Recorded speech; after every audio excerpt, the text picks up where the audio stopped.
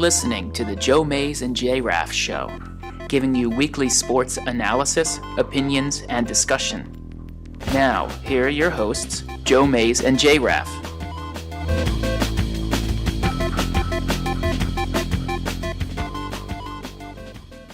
Well, good Saturday afternoon, everyone. Welcome to the Joe Mays and J-Raff Show. I'm one of your hosts, Joe Mays. Alongside of me, co-host J-Raff. Yeah, it's good to be here. Good to be back after needing the time last weekend, as co-host Joe can attest to.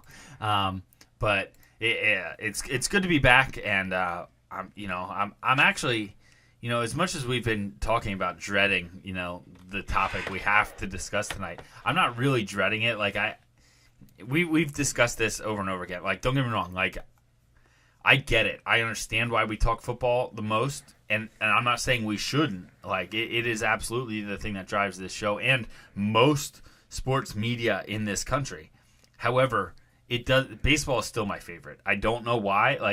I do know why, probably, if I went into it. But it's the one that will always come that season, whether my team's going to be good or bad. I love baseball season, so I'm kind of excited for the show tonight, even though we have to talk about some of our rooting interests not necessarily being what we would wish. Yeah, I think we used to spend a lot more time on baseball when the show started in 2011. Now, we didn't know it at the time, but 2011 was kind of the last year that the Phillies were relevant in terms of baseball, at least at being good. They might have still been grabbing some storylines and headlines because of the players they had and what they were dealing with come trade deadline and whatnot. But the Phillies haven't put on a good show on the field. Bless you. Excuse me. Now for 4 seasons, and we're entering here at 2015, and things aren't looking that great. But we'll get into all of that wonderful baseball discussion in a few minutes here. Dissect that dead animal. It's already a rotting carcass, and the opening day is Monday. Yeah. But anyways, welcome to the show. Again, this is episode 170 of the Joe Mays and J-Raff Show. We're going to be talking baseball all show long, but before we do focus entirely on baseball for the length of this episode, I think we should touch on the tournament challenge, as that'll be wrapping up absolutely. Here over the weekend with the final 4 games are tonight. Just a quick note, I talked about this the other day with actually our basketball expert, Adam. I understand, TV execs have this figured out, and there's a reason they have the games tonight, Saturday night, the semifinal games, and then the final on Monday night for TV purposes and all that stuff. I get it. However, I would love if they would do Thursday night, Saturday night, and just kind of make it the spectacle on Saturday night, leaving Sunday and, to have Sunday before, people generally go back to work on Monday. Having a Monday night championship game is fantastic, except everybody works Monday, right? And everybody's working Tuesday. There's always talk about this East Coast bias in the news, but all of TV is surrounded by West Coast if you don't do it on a delay, right? So live sporting events, right. The East, Monday night, and anyone that has a normal job in the morning that has to start between 6 and 8 in the morning, you get shafted about a bunch of stuff unless you're willing to stay up crazy late. Well, and that's the thing, when Eagles are playing on primetime, either Sunday night or Monday night. Yeah, really, there's only half an hour difference. It's oh my gosh, you got to be kidding me. And then I find myself trying to go to sleep, but I can't turn it off, because the Eagles, or they're doing terrible and I'm mad, and then I turn it off. But then it's a little easier. It's just, that's the only thing I wanted to throw in there. I understand, I get it. They have the games on the nights where they feel they're gonna get the best rating, and that's what drives it. And if anything, people, it's interesting topics that we can talk about at a different time. People have been ripping college basketball, the game in general, for a while now, and yet viewership is just crushing it right now. I think the Notre Dame Kentucky game last weekend was the highest watched college in basketball cable season. television history. On cable television history, yeah. So, which is kind of crazy. It has a lot going for it. I mean, I don't blame the media for, it's all a business. That's what it is, and that's what it comes down to. It's just, as a fan, you're like, man, I really wish these started a couple hours earlier. I wish Monday Night Football started at 7. Well, on the West Coast, that'd be 4. And it's just... I used to, when I was younger, I didn't mind it. Because I could stay up and watch it, and I'd be up for work or school, whatever, the next day. It wasn't a big deal. Now, oh my gosh, come like 9 o'clock, I'm like, the game's in the first quarter. You've got to be kidding Yeah, I'm me. like, yeah, I'm in bed. And we have, one of our listeners lives in Portland, Oregon. Right. He loves like NFL. He gets up. The game comes on at 10 o'clock in the morning. That's awesome. And the last game is ending around 8 o'clock. If you figure 11 o'clock end time for that Sunday night game-ish. 11:30. 8:30, the last game's over. Finish dinner, have a shower, jump in bed, and have Monday no night issues. Game's over by 9. On a late on West Coast time. It's incredible. He loves it. That's the way it works out. And I don't know. Maybe would you be willing to sacrifice the coverage for your teams, the talk of your teams, to be able to watch your teams more often? Probably. Yes. But it also comes down to that the West Coast and East Coast are completely different mentalities too. Oh yeah. Well, it's also when it gets below 50 degrees at a lot of those spots on the West Coast, even in the northern parts of the West Coast, they're like, oh, it's freezing. It's freezing here. And we're like, it got to 50 degrees. 50, I'm like, shorts. Right. It got to 50 degrees this week, and everybody's like, shorts, no jacket. We had our windows open. Right. The door was open. We're loving it. 55 here was great. I have an analogy for that I'll tell you later. It had to do with the Penn State offensive line. You may have read it. Right. Well, anyway, speaking of college basketball, again, Tournament Challenge hosted by us this is the 5th time now, and we're had another great year with over 30 entries. It's wrapping up Monday night with the crowning of the champion. It'll be one of the 4 teams, Kentucky, Wisconsin, or Duke, Michigan State. Two of those 4 teams will be facing off Monday. Then the winner of that will be crowned Monday night, and we'll finally know who ends up winning the bracket. And as it stands right now, and I'm pulling it up here if you're watching us on Ustream, the number 1 bracket actually is our control bracket. Why it is linked to me, and I wish I could take credit for it. It is our control bracket. It is chalk picks. It is the better seed winning every single matchup, with Kentucky coming out on top, and I believe Kentucky beating Duke in the Villanova, which is why chalk picks could take a hit. Yeah, especially if Duke wins. Yeah, if Duke wins tonight. Chalk picks is going to take a big hit. If Wisconsin wins, it's also going to take a hit. But that'll hurt a lot of people. Right, most of the you can kind of see it. Listen here, not everyone has Kentucky now. 3 of the top ones do, including the control one. But we have a 4-way tie for second, or really a 4-way tie for first. That isn't our control, and that is my Uncle Rich from New England, Ryan, who won last year, my cousin Todd. And look, it's me. And what's nice is in those four we have 3 different champions. Right. So it's going to get spread out. Rich has Wisconsin, Ryan has Duke, and then Todd and I both have Kentucky. If Kentucky ends up winning, Todd and I will tie in points because we both have the same amount remaining. Yeah. But looking down a little bit farther, we got 4 people in a tie on the top. Right behind them is Jamie, your wife, who also has Duke. Now, she doesn't have as many points remaining, so if Duke wins, she'll come up just a little short to Ryan, but another great showing by her. Then we got a couple people behind them tied in Facebook friend Glenn, who has Wisconsin winning. He'll leap up, won't take the victory over my uncle, but will leap up into second. And then Isaac, who was doing strong all tournament, but he hinged on Arizona, and their loss really hurts him. He'll fall off. But then we have your mom is here with Duke. So if Duke wins, she's going to jump up with Jamie. Probably those will be your top 3: Ryan, Jamie, and your mom. I would think that's the way it looks like it'll play out. Then my aunt, who is riding Villanova, she'll be out of it. But you're still in it with Kentucky. You'll probably leap easily into the top 5, possibly top 3 if Kentucky wins. Yeah. Kentucky Duke championship. And if Kentucky were to win that, I would jump up near the top. I don't think I'd win, but it would be close, and I would definitely make a strong push at the end. Yeah. Now, as he wanted to know 2 weeks ago and was on here last week, my dad is both of his brackets. He apparently didn't have much of a variance between them. Are in 16th place, but our basketball expert is down here at 21st. I'm not sure what that says about him or us for having him on as our expert on the show.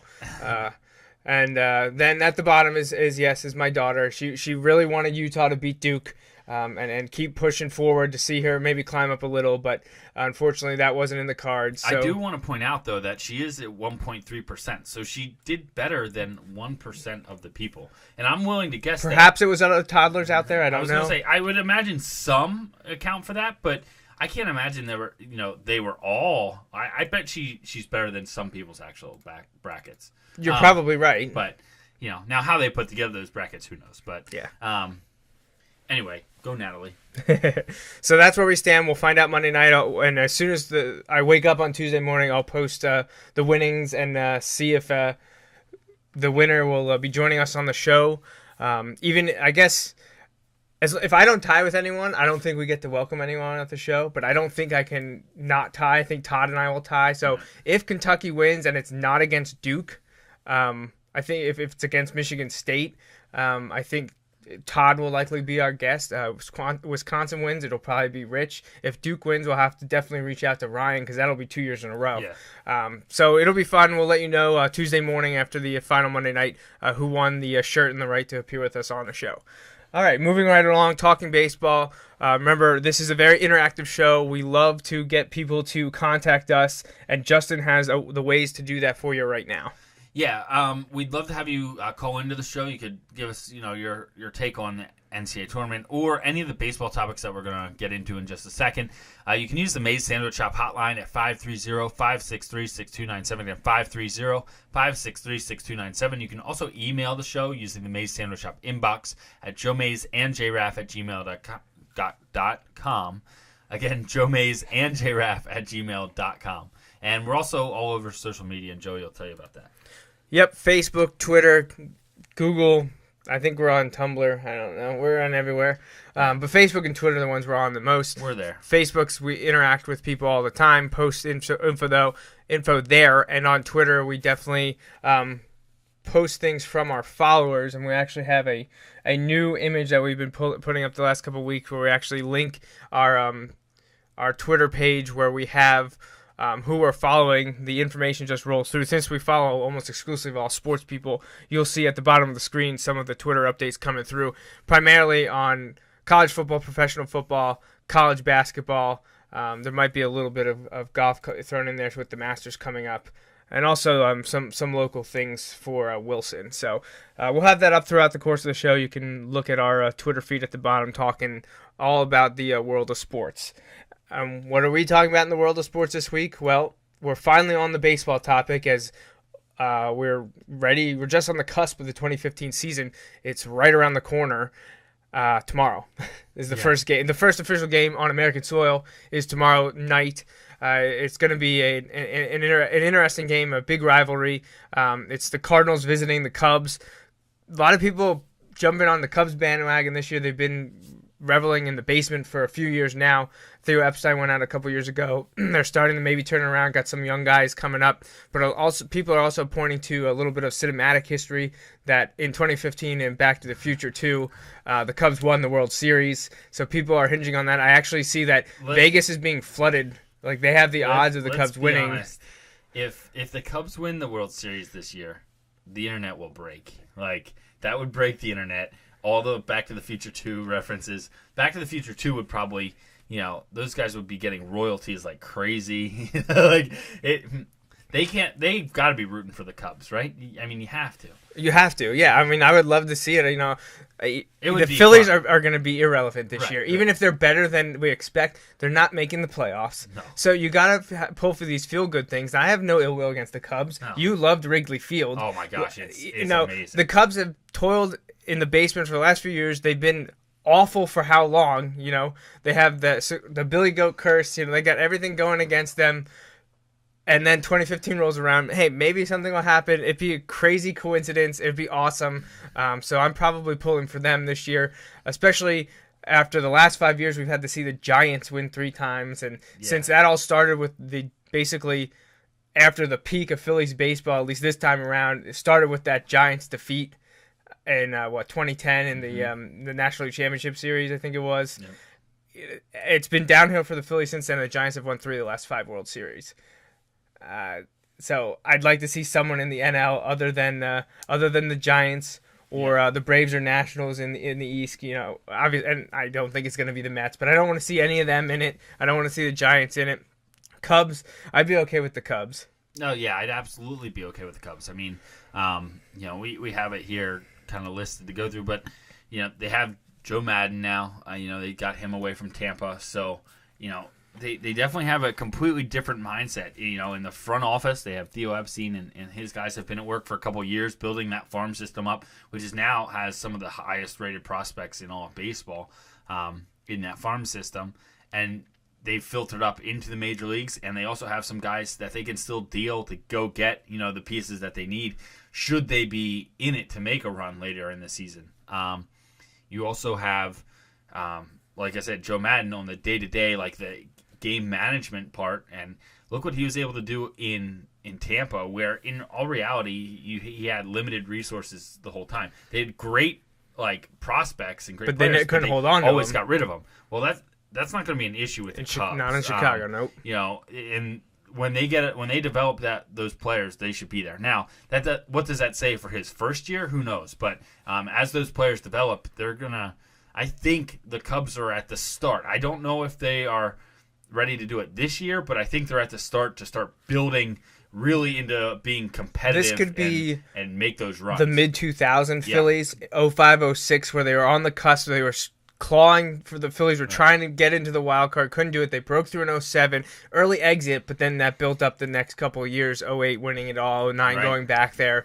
So I think I agree with you. I mean, we'll get to our full prediction shortly, but I do. It's probably a little early for the Cubs, but I think they're moving in the right direction. Right, and they're also in a tough division. Yeah. Absolutely. So well, anytime you're with the Cardinals, who just like the Giants over the last 5, 6, 7+ years have been one of the premier teams in all of baseball. So it's definitely difficult. And we've seen the Brewers have up and down years. The Pirates have been strong the last few seasons. It's definitely a very, very difficult division, and it could be one that's difficult to pick again this year. I mentioned opening night is tomorrow night, Sunday night, Easter night, but opening day, I think the rest of the teams all play on Monday. They all play Monday, so that'll be great. The Phillies, obviously, that's the team we'll be focusing on. I did also notice when I was doing research for today's show that the last day of the season, now, Phillies game probably won't matter for the Phillies. It could matter the team they're playing. If the Marlins are going to be any good, I know the end of the year with the Marlins. I don't think that series will have much impact on the playoffs, but I did notice that baseball has moved every single game start time to 3 o'clock that day. They actually, and this is kind of crazy, they took a page out of the Premier League ideas, and on the last day of the soccer season in Europe, all the teams start at exactly the same time. So it's not a matter of we can see what's going on in that game and kind of base it up. You've got to, for those games that are going to matter, you're not going to have an advantage by playing a 3:30 or 4 o'clock game as opposed to, they're all going to be at 3 o'clock or what'd you say, 3 or 3? 3 o'clock, yeah. I remember a few years ago, thinking back to 2007 again, where the Phillies had a chance to win the division, but the Mets game started before them, and I think they rolled out Tom Glavine, and the Marlins jumped up on him 7-0 in the first inning. I think Dontrelle Willis was still there and pitched for the Marlins. Yeah, and was a key factor in that game, and it was awesome. Now, the Phillies needed the Mets to lose. Right. So, if they won, were the Phillies out of it then? I can't remember. I think they might have. Would that have forced a tie then if the Phillies would win? Or they would have had to play off? Yeah. Well, with the Mets losing, the Phillies knew then that they had to win that game, and they were outright division champs going back to the playoffs for the first time in 14 years. For the Braves, complete the collapse for the Mets. The first of two to come. Yeah. But now everything will be happening at one time because the last games of the year are all starting at 3 o'clock. I think that's a good idea. I definitely. You see a version of that in football where there's no Monday night game in that last weekend. And they also try to schedule divisional games in the last few weeks of the season to keep everyone on their toes, to keep everyone's blood boiling, and even if they're not in it, there's always something to fight for. They talk about baseball season being too long, and that's a separate argument. But if you look, there's been drama at the end of the seasons the last few years, so. That's what you want. You want drama in those last games, and having them all start at the same time isn't going to decrease any of the drama. If anything, it's going to add drama. No, and I agree with the move. I think it's it's a great move by baseball. I don't know if Rob Manfred had his fingerprint all over that, or if it was decided before Bud Selig left, but. In case you're not aware, we have a new commissioner in baseball. Hallelujah. Bud Selig is gone. The Brewers are going to honor him by retiring the number 1. They would. The Brewers would. Sometime this season, but Rob Manfred has moved in. Have Ryan Braun do it. he immediately stirred the pot, talking about changes he wants to see happen, that he'll bring about. He's not, a lot of times baseball is steeped in tradition and unwillingness to change. I think Manfred isn't going to do a complete 180 and be different and just throw everything, but I think he's willing to listen and open to change. And obviously one of the things that has been a focus of baseball, not just by the new commissioner, but by fans and sports personalities, the media at large, is the speed and pace of the game. Are they losing fans because there's a lot of inactive times? And he's talked about some of the things to speed up the game, but one of the bigger things that he mentioned this year was eliminating the defensive shift. They want to speed up the game, but they also want to bring offense back to the game. Right. And that's kind of an interesting point. Like, they want to speed it up, but they want to bring offense. Baseball is a sport where inherently adding offense lengthens the game. Oh, yeah. In any sport. Every sport, offense makes the games longer. It lengthens the game. And so when you look at, like, what that means, it doesn't make sense. I understand. They don't want the games to drag on. Well, you know what? The new rules are in place to speed up the game, and the first inning for the Phillies preseason game last night took well over half an hour. It doesn't work quite how I think a lot of people wish there was like an easy fix. Oh, we're going to make it go faster. No, good luck with that.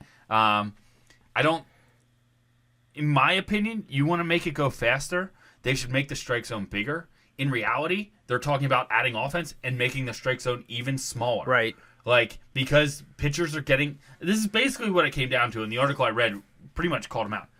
In the eyes of baseball execs, pitchers are getting too good.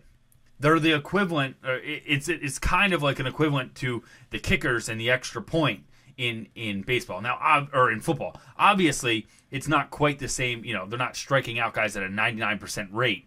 But strike three. Yeah, you're out.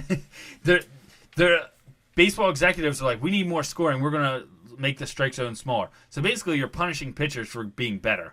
But that I just think they're trying to fix things that, like, who are they losing? And that's kind of my view. Are they losing? Are there really people who are just like, you know what? I'm not gonna watch this baseball game because it's too long. There are people who think that, but I don't think if you take 15 minutes off the game, which is a lot, that they're going to be like, oh, I'm going to watch baseball now. Like, wait, hold on. That's a stupid idea. Hold up. Are you saying that this could be a manifestation of the media? They don't do that, Justin. Come on. Please. I'd like them to take a survey. Even make it a half an hour, which is virtually impossible to make the game a half an hour shorter on a consistent basis, without just cutting innings off and making it like a 6-inning or 7-inning game. They're never going to do that. Like, who is going to watch baseball now that a batter has to keep one foot in the box? Who's gonna watch baseball now that didn't watch last year because of that? No, you're right. You bring up a very fair argument, and I don't care about this. They care more about the appearance of trying to make the game seem like it's quicker. I think you're 100% right on that. Because there's the penalty for taking your other foot out of the box is like a $500 fine, or it might be more than that, or whatever. David Ortiz already said, I might owe money at the end of the season. I'm going to step out every time. It's all about PR. Right. And it's not just true about baseball and saying, well, we'll change this for the fans, make it more interesting, make it less time consuming. And what about in football? You have all the off the field stuff that they're just trying to spin. They want good PR. Now, I'm not saying they don't truly care about some of the issues surrounding their players and their antics off the field, but it's just to get public reception on their time. PR, right? Because they're going to lose money in the long run. And that's what this is all about. Baseball doesn't want to lose fans because they don't want to lose people from going to the games to buying merchandise. That's what it all comes back to. But what are they doing? They're doing some things this year to try to speed up the game. And I think, honestly, if they can keep it right around the 3-hour mark by reducing time but bringing it back because of offense, I think they'll win. You're not reducing the overall time, but you got rid of some of the crap in between, but got interesting plays happening. And I can agree with that. And I can say, like, if you want to increase offense, okay, I get it. Like, you can have the philosophical things. They talk about it in every sport. Like, they've talked about it in the NBA, how they've opened up the game because they've taken away like the hand checking, and they talk about in football all the rules, all the new rules always favor the offense, and in baseball now they have these, like, that's fine if that's how it's going to be. Like, that's okay. Like, I may not agree with it, but I understand wanting to bring offense in. I understand from that standpoint. Then, if we want to make the game more offensive, if we can stay around 3 hours, that's fine. We can't have 3 hour and 20 minutes on average. Right. Okay. No. I get that, but at the same time, when you get people going to games and it's like maybe an 8-6 game, if that game takes 3 hours 15 minutes, but it was 8-6. They're probably okay with it. Oh God, that took forever. Essentially, you not want to the see people who are there. That's the thing. The people who are there, and they want to attract casual fans. And I'm just saying, I don't think you can make enough of a difference in time to attract casual fans. Adding more offense, absolutely. Mm-hmm. But I think adding more offense in 15 minutes is going to still get you more fans than keeping it at 3 hours and adding offense. Like I think the offense, they're separate points, and I think what will happen is, watch, they'll speed up the game, they'll get some positive feedback, and they'll just kind of use that as a blanket, like, look, it's working. It worked. Right. It's like, we'll have 8 variables, something will be positive, and we'll just say everything worked, right? When we obviously, people probably don't understand this, but that's not how it works. Fans want to see, combined between the two teams, 10 to 15 runs a game, because that's interesting, that's exciting. What they don't want to see is 1-0 games or 2-1 games, right? 3-2 games even. They want to see the offense. They want to see home runs. They want to see doubles. They want to see attempts for stealing bases. They want to see successful stolen bases. They don't want to see those pitchers' duels where no one's pitching for history. The only exception is pitching for a no-hitter or, in lesser chances, a perfect game. That's the only time you want to see pitching dominance. Things like, not you, but things like defensive shifts and stealing bases and all that stuff. If those sabermetrics is against stealing bases. Sabermetrics is for the defensive shift. Right. You're kind of... It's kind of funny how, now I'm not saying, I believe in those numbers, if that's something you can really believe in. Totally. I'm 100% behind that. You know what I mean? But I'm a sabermetrician fanatic. Right. But I just feel odd saying I believe in math. But, I don't. But that's what I'm saying here. I have no problem with that. I still think stealing bases when you have that opportunity is a good thing. I'm not against bunting at the right times. Right. No, it's situational baseball. Right. But it's funny how a lot of the things, those adaptations that have come to the game, kind of slow down the game. Well, when you don't have guys getting thrown out stealing bases, well, that slows down the game. Right. When you have to take the time to shift your defense, that slows down the game. Not, let's say it might only be a few minutes here and there, but that's a big deal. They have some minor tweaks coming in. Some people might call them superficial, and maybe they won't do too much. One of them's all the managers have to initiate instant replay calls from the dugout. I don't know how much that changes. I don't know what the real rule was before. Because if you think back last year, what they would do is they would walk out. And they would walk out slower than they do for the pitching changes when they're trying to buy the guy time. And then they would talk, and they would always position themselves so that the umpire's back was to the dugout. So they'd be arguing and looking over their shoulder, and somebody from the dugout would give, for the Phillies, it was Larry Boa. He would give thumbs up or thumbs down. Then they would challenge it a minute later. All right, I understand. And that makes sense. So, the other one is now all batters must have 1 foot in the batter's box at all times. Which, by the way, is the rule everywhere else, just not in the pros. Yeah, why not? And lastly, and more importantly in terms of television time, the game will resume promptly after TV breaks. Now, how they're going to enforce that? I think that's who gets penalized if that's not the case. Especially if it's a nationally broadcast game. Fox is doing the game, they don't go right back to it. Who gets penalized for that? Not home team. I honestly don't Fox. I'd be okay with that. I think they should fine NBC. Comes out of Joe Buck's paycheck. All right. Moving on from the timing aspect, which we talked a lot about, there were a couple managerial shifts. You mentioned the Joe Madden one of the Cubs. That's probably the biggest one. Right. In terms of names, Astros, A.J. Hinch, you might have heard of that. Rangers, Jeff Bannister. Diamondbacks, Chip Hale. Rays, Kevin Cash. The only name besides Joe Madden that probably rings a bell with casual baseball fans is probably Paul Molitor. He's taking over for Ron Gardenhire in Minnesota. The other ones, unless you're a diehard, you probably don't know too much about Hinch, Bannister, Hale, and Cash. But Madden and Molitor, certainly. I think this is Molitor's first chance, at least in the majors, as a head guy. So we'll see how that works out. Just of note, there was a lot of talk in the offseason about the Yankees and retiring numbers. They're adding 3 more. Bernie Williams, 51, Jorge Posada, 20, Andy Pettitte, 46, and you know that Derek Jeter will be coming down the pike in a couple years. Is gonna be gone. So 2 will be gone. I think. Did you see the thing? And I completely get it. This is all over the internet. Based on projections, the Yankees will improve by wins against replacement at shortstop more than any other team in the league this year, just because Jeter was a shell of himself, basically. Yep. The last couple of years. But still, I mean, worthy of having his number retired more so than any of those guys that are on that list right there. But in my opinion, I like Bernie Williams. He's not an all-time great. Right, he's not. Are any of them all-time greats, though? Posada, no. But Posada was there at a great time, which makes him there. And Bernie Williams was there for some of it. And then, who was the third one? Pettitte. Are you going to put Clemens out there? Any of the 3 deserve to have their number. Out there? Any of the 3 deserve to have their... Jeter, yes. Jeter, absolutely. He's one of the all-time... None of those other 3 are among the all-time greats of Yankees. When you talk about the all-time great teams, Yankees... they probably made the Hall of Fame on many other teams, but not on the Yankees. They're not that good. So it's kind of funny. It made the rounds on the internet. A lot of people arguing you should stop hanging up your greatest players because people want to wear that number. When I was growing up, I wanted to be 54 for football. Why? Because I idolized Zach Thomas. He was my guy.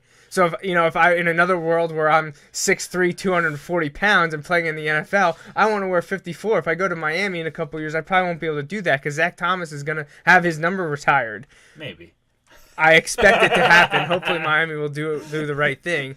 And I know we've talked about it. At least I posted it when we did Sports Fountainhead, the blog before this show, about how Zach Thomas is one of the most underrated linebackers who rates right up there in terms of statistics and just performance on the field with Ray Lewis, who some people claim is the greatest linebacker to ever play the game. I agree with that. I'm not going to get in that or let you troll me. On the air. All right, live on the air here, but I digress. So that's the Yankees a little bit but the point of that story was people were saying you should retire the crappy numbers. If there's a streak that this number is so god-awful that the players aren't performing, retire that number. 13. No one should ever be allowed to wear 13 for the Yankees again, because that's A-Rod's number. Don't let him wear that. I thought you were going to say the Dolphins. So that was the point of that story. But anyways, we're going to quickly run through our predictions here because we want to talk the last 15 minutes or so about the Phillies. So we're going to start out west. We'll go to the American League. Last year was the Angels on top with the A's making the wild card, followed by the Mariners, Astros, Rangers. We're not going to do a whole 1-5 thing. Give me your division champ and then another team that could be looking to make the playoffs. This is. I think it's going to be a 3-team race here, at least for playoff spots between the Angels, A's, and Mariners. The hot pick is the Mariners because of what they've added.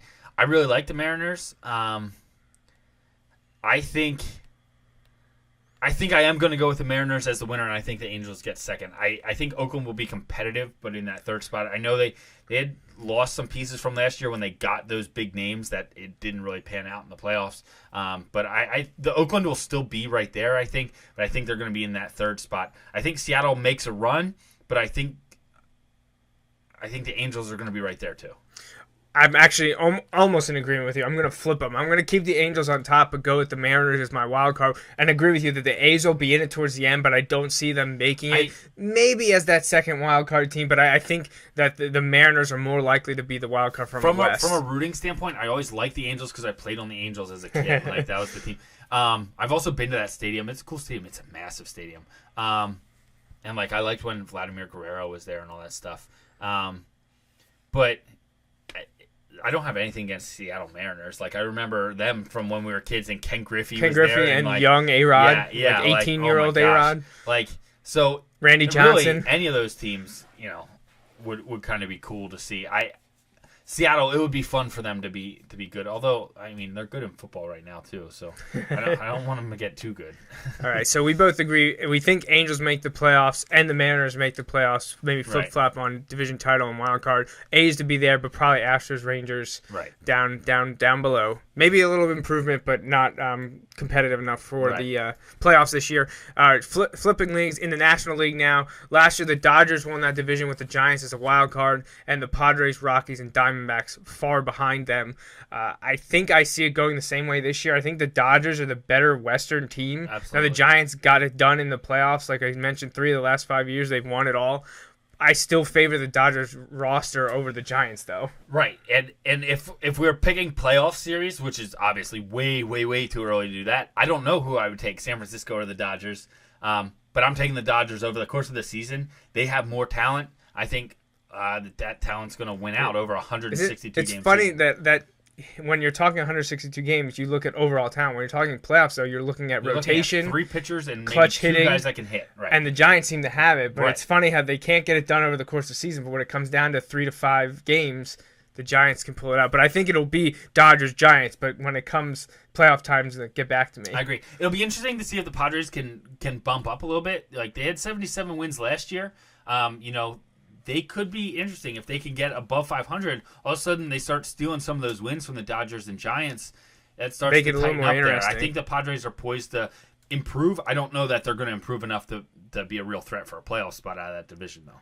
All right, back to the American League, going to the Central Division now. Last year it was the Tigers by 1 win over the Royals, followed closely by the Indians, and then the Chicago White Sox and Twins were at the bottom. But the Royals, kind of like the Giants, were the shocker there. 2 wildcard teams meeting in the World Series. I was pulling for the Royals, wanted them to do it. They fell in 7 games. What do you think the AL Central is going to shape up like this year? Honestly, I think the Tigers are going to fall off a little bit. And I think... And again, I've seen this a few places. I think the Indians are really going to make a run.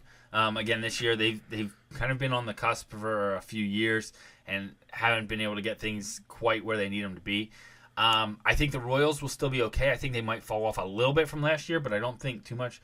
So I'm going to go Indians and Royals as the top 2 there. That's exactly what I'm doing. Now, I'm actually going to say the Royals get that extra win, and I'm going to have the Royals winning that division, but I was going to have the Indians leaping over the Tigers. I think the Tigers could still steal.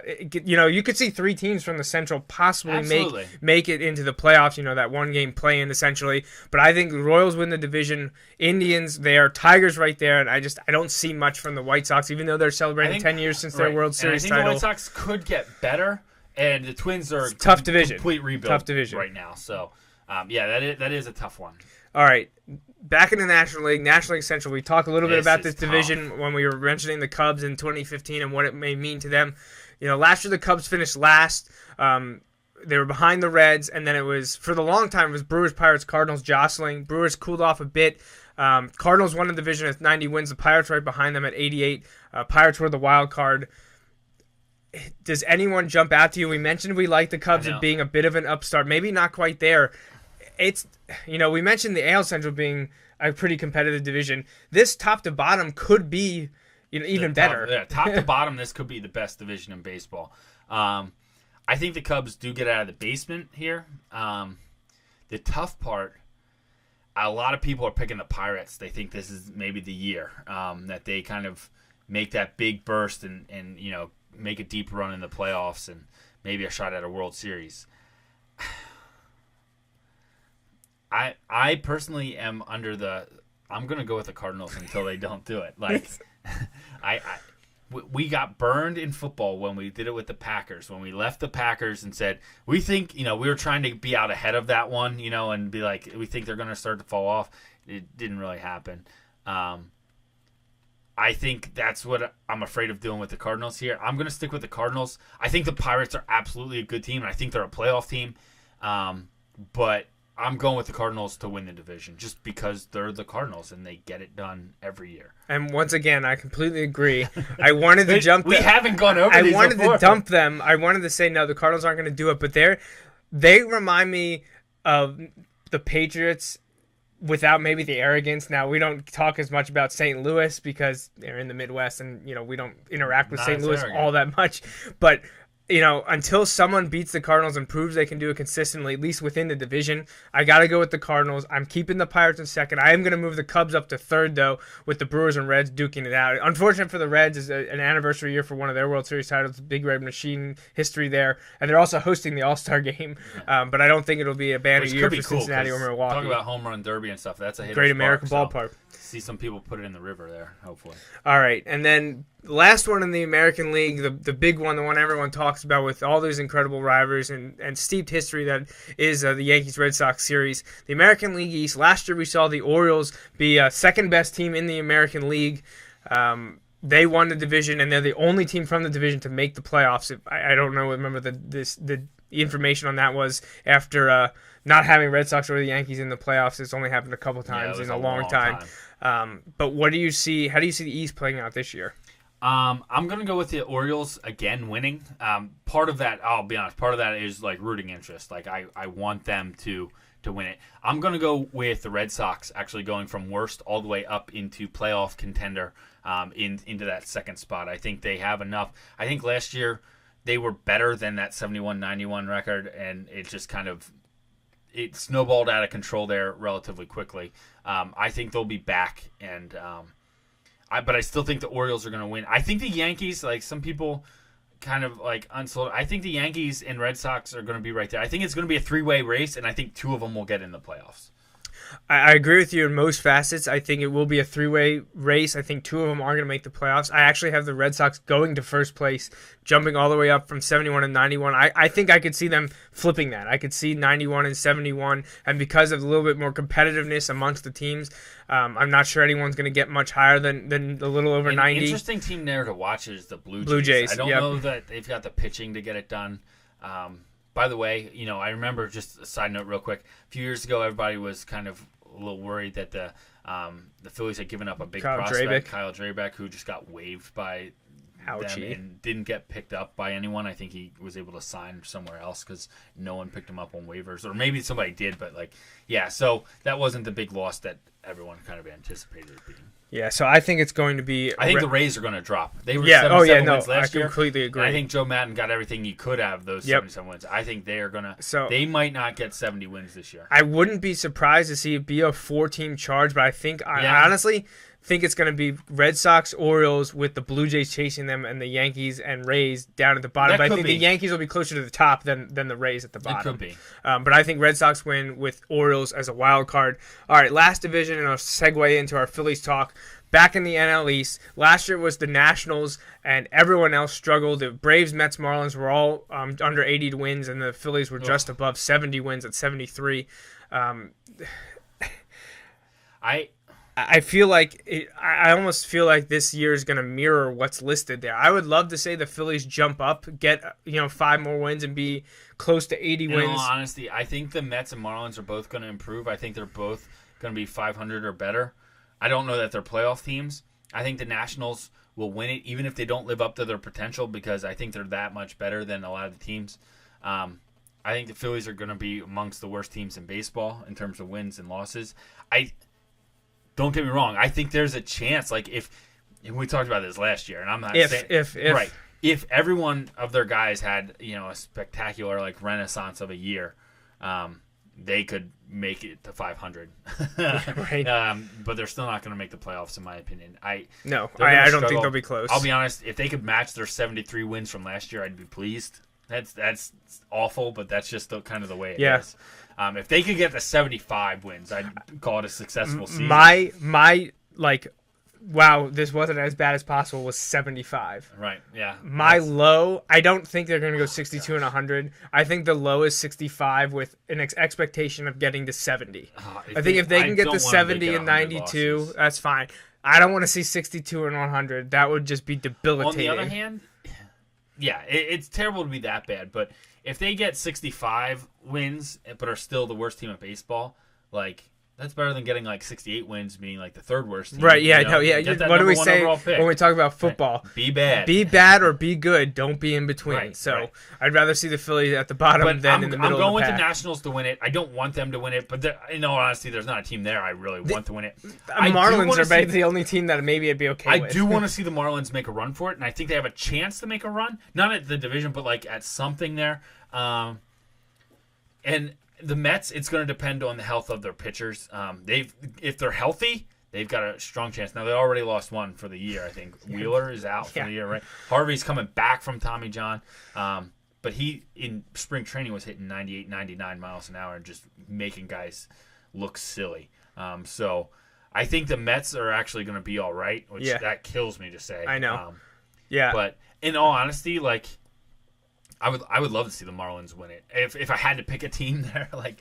I completely agree. Like, I think the Nationals are going to blow everyone away. I think they win the division easily. They could have it wrapped up. Do the Nationals win 100 games this year? No, I don't think they do. I don't think they do either. I think 90, 95, 96, I think is right where they should be. If they run away with it and lose in the first round of the playoffs, that would be fantastic. That's fine. I agree, though. I think it's going to be Marlins, Mets fighting for second. But I don't think they're going to be anywhere close to the Nationals. Braves, just, kind of like last year, where flip the Marlins and Braves, I think that's where they end up. Marlins and Mets right around 80 wins, maybe pushing 500. Braves a couple games back, and then the Phillies in the basement. But let's talk a little bit more about the Phillies for the last 5 or so minutes here. They're going to start the season actually in interleague play, which is awesome, hosting 2 years ago World Series champs, the Red Sox, who Phillies Red Sox is interesting because the Red Sox are always a very important team in baseball. They've been good over the last 15 years or so, winning 3 World Series titles, but also have a family connection there. I would love to be able to go to a Phillies Red Sox game, but it being right at the beginning of the season, that doesn't make it that easy. But Phillies open on Monday, 3:05 against the Red Sox, and have the day off on Tuesday before finishing the 3-game set at 7 o'clock Wednesday and Thursday against Boston. And I mentioned they'll end the year at home against the Marlins. A lot of games sandwiched in between there, but the Phillies entering the 133rd season, there's not a lot of expectations. In the offseason, we lost a couple pitchers, starters, and A.J. Burnett and Kyle Kendrick. We traded a few players, Antonio Bastardo, Marlon Byrd, but the biggest of note was Jimmy Rollins being sent to the Dodgers. We got pitchers back in return, but none of them really probably ready for the big leagues. They're all going to start most likely in Reading or possibly Lehigh Valley. In terms of free agents the Phillies added, nothing that was like, wow, that was awesome. Nothing like the Cliff Lee deal from a few years back that surprised everyone. Added Jeff Francoeur, pitcher Sean O'Sullivan, Chad Billingsley, semi-local guy. At least his wife is a local person. They live in the area. He's coming back from 2 injury-plagued year, but they're looking like he could make a contribution, possibly eventually as a 5th starter. At least he's provides them some insurance. We already have Cliff Lee on the long-term disabled list, and his career could be over. But Billingsley was added as depth there. They claimed Danks from the White Sox. They Rule 5 pick Odubel Herrera, who's going to end up starting for the Phillies. And they also added, probably most important in terms of what's going to happen at the start of the year, besides adding O'Sullivan free agency, was Aaron Harang. With Lee's stint on the disabled list, Harang is the number 2 starter behind Cole Hamels, who's pretty much the only real relatively young and known starter that the Phillies have right now. Aaron Harang's at the end of his career, while behind him. If this was the middle of the early 2000s and we were the A's, that would have been sounds fantastic. About right. But we could be in trouble here. You have Hamels, Harang, Jerome Williams, Buchanan, whose name's been in the Phillies organization for a while, and like I said, O'Sullivan, who was picked up kind of as just a camp arm, is now the 5th starter until maybe Billingsley can unseat him. In the bullpen, actually, for once, maybe the strength of a Phillies team. You have no idea how Papelbon's going to respond, and is he going to be traded by midseason or whatnot, but he's still entrenched. How many times are the Phillies going to be up in the 9th inning? Right. He's still entrenched as the closer. Ken Giles is there to take over, but he's been having some minor injuries, or they're monitoring him for something that they don't want to explode and ruin his season. But then you have Diekman, DeFratis, and then a couple smaller guys in Garcia, Oliver, and Gomez. But those first 4 names are the big ones. Phillies, if they can get a lead, they should be able to hold on to it, which wasn't true over the last 3 or 4 seasons. Right, which could distort that wins-loss number. they had a lot of trouble in the bullpen last year, especially earlier in the year before they got some of those guys up. So it'll be interesting to see kind of how that plays out. But hopefully, this sounds terrible. Hopefully they're good enough to move some of these guys. Like, if Palbon's having a great, first half of the year, move him. Now, that being said, we said it last year, if you're going to end up eating a lot of the contract and not getting what you want in return. Now, if you're paying, but you're getting prospects in return too, so then okay, I understand because you're paying for the prospects too. But if you're paying just to kind of unload, well, then you're not really unloading at all. That I think the only person they'd be willing to do that for is Howard, and I've heard that he's got $60 million left on his deal. The Phillies are willing to trade him and eat $50 million of that. Yeah, and no one will take him. Right. He has to go to the AL and be a DH. Right. No one's going to pay him to play first base. Right. Even pay him $10 million to play first base. In all fairness, $20 million of that will be off the table this year. Right. So after this year, they're only going to owe him only 40. Only going to owe him $40 million. So. But then when you get into that, well, $40 million, the Eagles, or not the Eagles, Chip Kelly comes out of nowhere. Hey, Chip Kelly, Ryan Howard, be a linebacker. He's got the speed of. But anyway, when you look at it, that's the thing. If you're not going to get prospects in return for him, don't move him. Now, a lot of people think we could see Hamels kind of, because here's the thing, and we talked about this last year. Is Hamels going to be still good by the time the Phillies are good again? Probably not, because I don't expect them to be good. What's this, 2015? At the earliest, even working towards a wild card in 2017. Exactly. At the earliest. Right. I'm thinking probably closer to 18. So even if you held on to him, his contract's going to be close to be up. Is he even going to want to be here at that point? He wants to be back out in sunny California. We're on a team that has a chance to win between now and then. He's by far the best player on the team. He's the best trade chip they have. Yeah. And a lot of people think when Lee went down so quick that they're like, Philly's got to pull the trigger now because if he gets hurt, they have no trade value in anyone on the team. Right. But you know what? That's just kind of the way it is. They have to pick better. They need to rebuild. And this is what we talked about. Ruben Amaro was the guy to go out and make those big trades that everybody rallied behind. Everybody was happy when they got Lee. Everybody was happy when they got Halladay. Everybody was happy when they did all those things. Well, now, that... It didn't get a second World Series. That, everybody's like, oh, this is terrible, blah, blah, blah, blah. I still would take it. Absolutely. Still, 07 to 2011. Is Ruben the guy who's going to build it into what it needs to be? Maybe if Gillick continues to stay in his ear. Right. But... All right. Even there, I don't know. I like Gillick, and he put together the pieces that actually won it. But at the same time, those pieces, he came on the year before. Right. It wasn't like he drafted He didn't draft those guys. So many of those guys were picked up by the Phillies. You know who drafted them? Yeah. He was with the Astros. I'm not sure he's still there or not. Ran them into the ground even further. But he is the guy that brought those young chips in. Pat Gillick. Look at that 2008 team. When we go around, Ruiz, Phillies guy all the way through. Mm-hmm. Howard, Phillies guy the whole way through. Utley guy, Phillies guy the whole way. Rollins, Phillies guy the whole way through. They had some pieces at third base that they kind of moved in and out, but picked Victorino Worth from Rule 5. Right. Which is why when you said Rule 5 guys, I'm like, it doesn't necessarily mean they're bad. It just means that teams have to protect certain players and they can't protect others. But when you look out in left field, Pat Burrell, Phillies guy. You have to grow your own. I mean, it's true in every sport. You have to grow your own talent. Right. And the pitchers, they were able to go through and get guys cast-offs from other teams. Cole Hamels, who was the World Series MVP, they got hit. That was his guy. Yep. But they got throwaway Joe Blanton. That was Gillick. That was a Gillick move. End of the road, Jamie Moyer. Moyer was a Gillick move. But you had the pieces that were the key contributors were Phillies guys. Gillick did an amazing job filling in the other pieces. Brad Lidge. Yeah. They did a great job filling in the other pieces, but the core guys were there before that. I don't know that Amaro has what it takes to put those core guys kind of in the system. Right.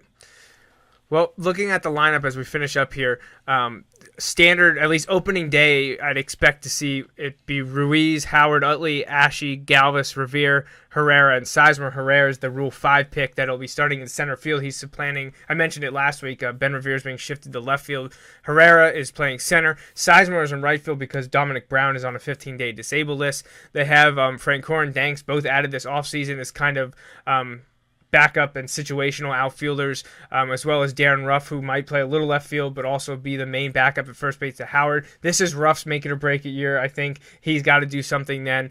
The infield guys, with Rollins gone, you have Cesar Hernandez as the primary backup, and Freddie Galvis is penciled in at 3 spots, starting at shortstop but also spelling Utley at second and possibly even Ashe at third. Yeah, so, I mean, Galvis is going to get his chance to shine here. I mean, Can he be more than a defensive guy? Is that? I mean, he'll be okay. He's not gonna bring the offense that Jimmy brought. But that's just kind of the way it is. When he gets on base, he needs to make teams pay because he is fast. But they're gonna have to be really good defensively. Yeah, really, really good. Best ever. So again, we see the Phillies at being last in the LA East, possibly among the worst or the worst team in all of baseball, finishing somewhere, at least I think, between 65 and 75 wins. The division's not all that strong. Right. I don't think they're going to lose 100 games. I think it could be close. I think they'll be in the 90s, but I don't think they're going to lose 100. Oh, man. I really hope they don't lose 100, but I'm not so confident.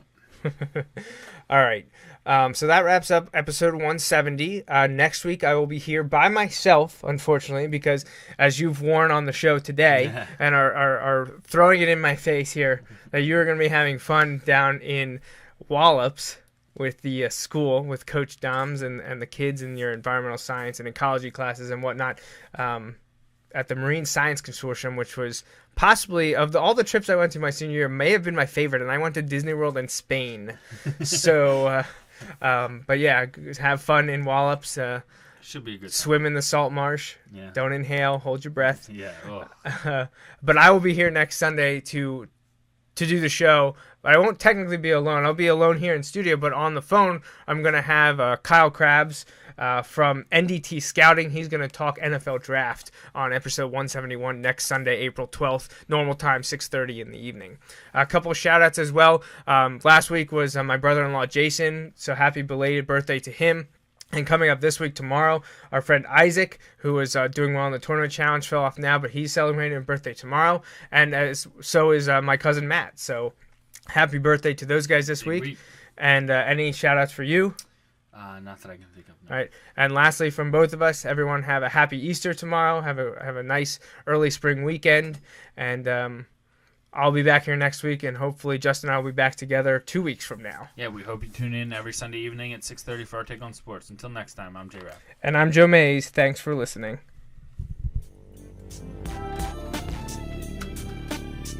Thanks for listening to the Joe Mays and J-Raff Show. Don't forget, you can download each episode of the show from the podcast section of the iTunes Store. We'll see you next time, and thanks again for listening.